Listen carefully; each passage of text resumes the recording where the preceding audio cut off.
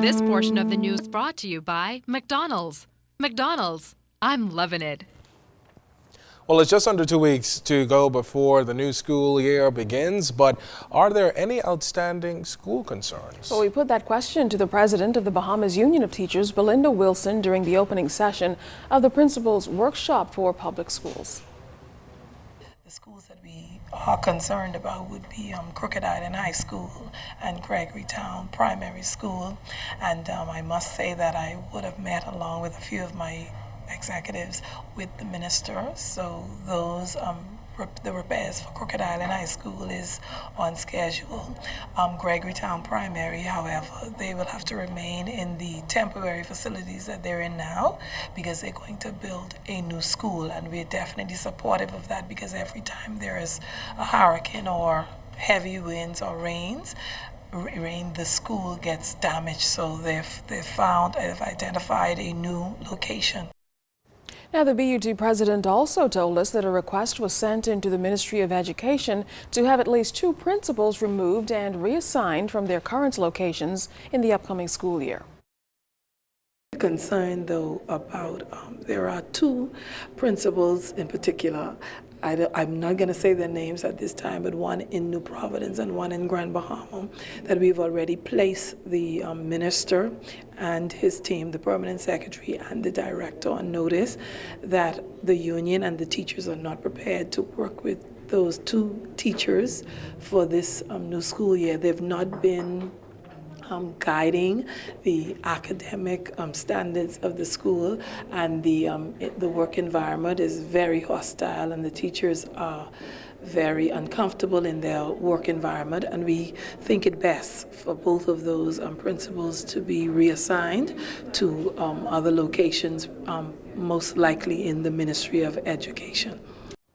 Well, still on education, the ministry has welcomed 16 new Cuban teachers into the pool of educators for the upcoming school term during a special orientation exercise this morning.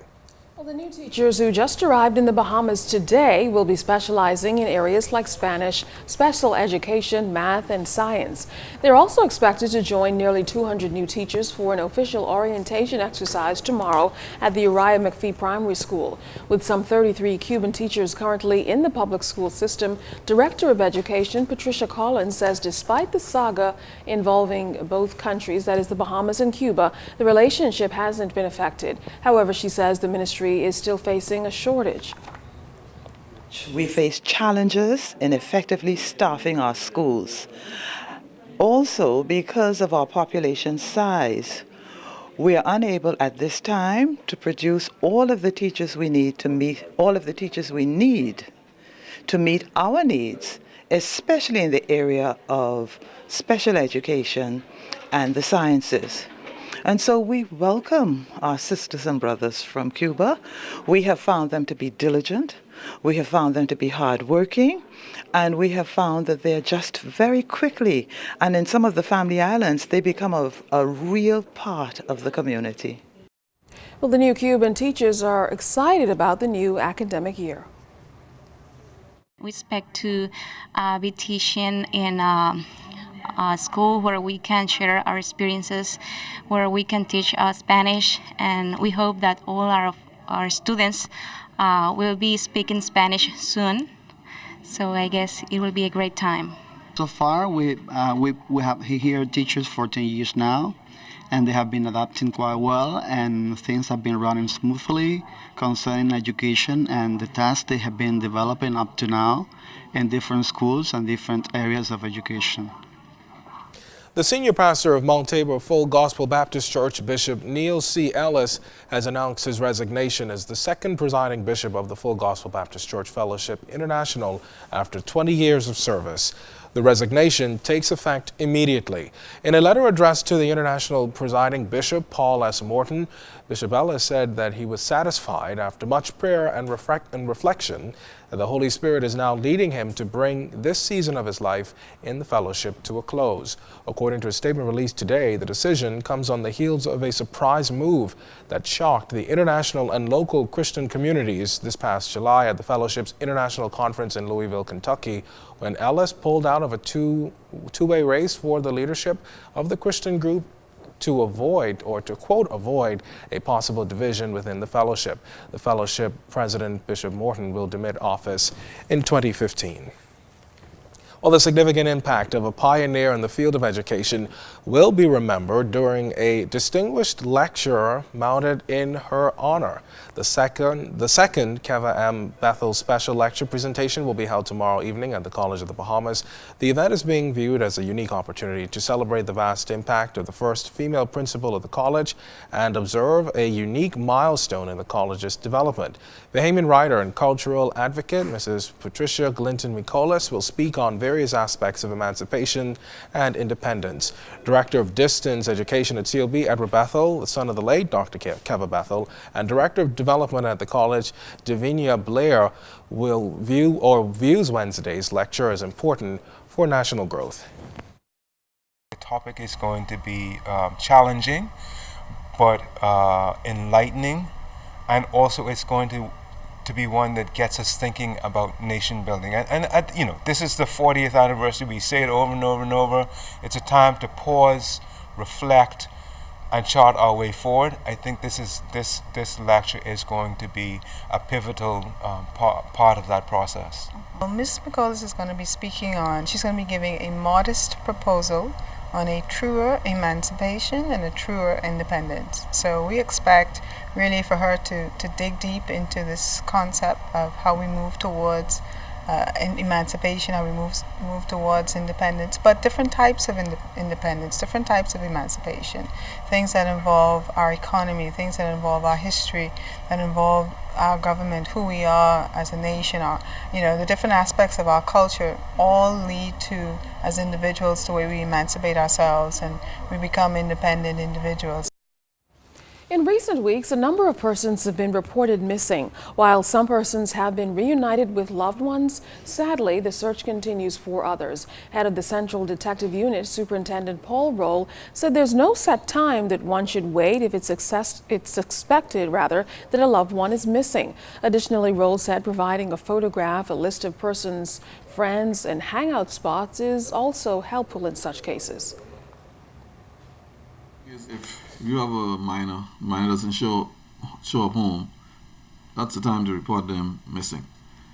You're dealing with adults, you would know their normal routine, and if someone deviates from the routine, then the thing to do is to make the report that they're missing. And so there is I don't know that you need to wait for no extended point in time. You follow your gut. And if your gut feeling tells you that something has happened, you try to make contact with your loved ones. You're unable to make contact with them, you're concerned, you go to the nearest police station and you file that report.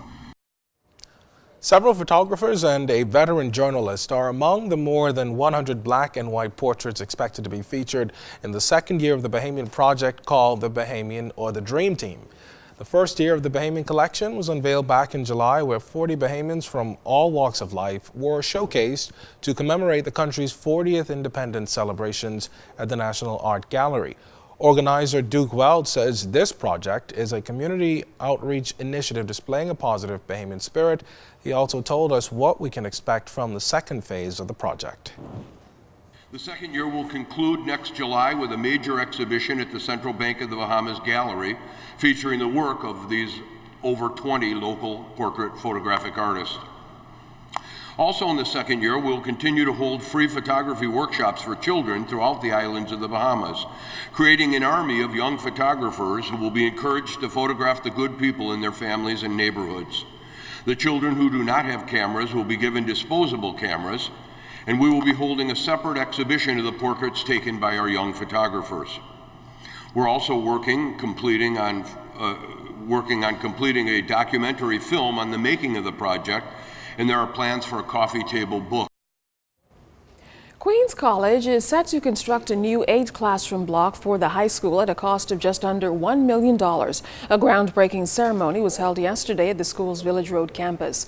Principal Andrea Gibson said the new high school block is a part of the facility plan for the development of the campus. Chairman of the Queens Council Foundation, Sir Durward Knowles, appealed to alumni to give back in some way. as teachers, administrators, we're working with that, and then the foundation is working with the Board of Governors on the physical campus. So 2 years ago, we built 2 new classrooms in the high school. A few years before that, we built 8 classrooms for ELC, or preschool, and the cafeteria that you can see from here as well. So over the last 14 years, we have really made tremendous progress in terms of improving the campus for our students. To know that we could raise the money to do this through the generous support of my directors, and that what we'd like to see is more of the old scholars coming through and contributing in a small way, but let us know that they're there and that they care. Coming up in Family Island News, the cost of tourism. Also ahead, a celebration fit for a Prime Minister's personal assistant. You're watching The Bahamas Tonight.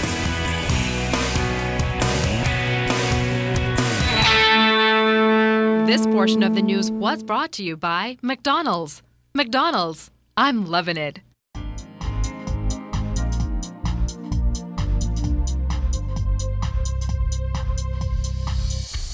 This is your Royal Fidelity Business News. I'm Jamanita Swain. Government appears to be one step closer to giving its approval for the $8.3 million purchase of February Point in Exuma. Minister of State for Investment Kalis Rule said there is one more meeting with investors and the group. Florida-based investor John McGarvey is viewed as a front-runner to acquire the 85-acre property from the Hart family. Palm Key developers say there is significant interest in the latest condo offerings of its multi-million-dollar development in Eastern New Providence. Director of Sales and Marketing Zach Bonzak said there has been interest in the $17.5 million 50-unit acreage condo offering launched in July. Bonzak says Palm Key is gearing up to launch another product in coming weeks. And it's always a good idea to read the fine print, particularly if you have plans on traveling to Venice. Reuters is reporting that 7 tourists from Rome got a bitter surprise when 4 coffees and 3 liqueurs at the outdoor Cafe La Vina in St. Mark's Square topped €100 or $130. The Roman tourists who posted the receipt on their Facebook page apparently missed the music surcharge on the menu of €6 per person. That added up to nearly half the bill. The famous cafe, where clients are served by white-jacketed waiters, defended its prices, stating that everything is printed in its menu. That was your Royal Fidelity Business News. I'm Jamanita.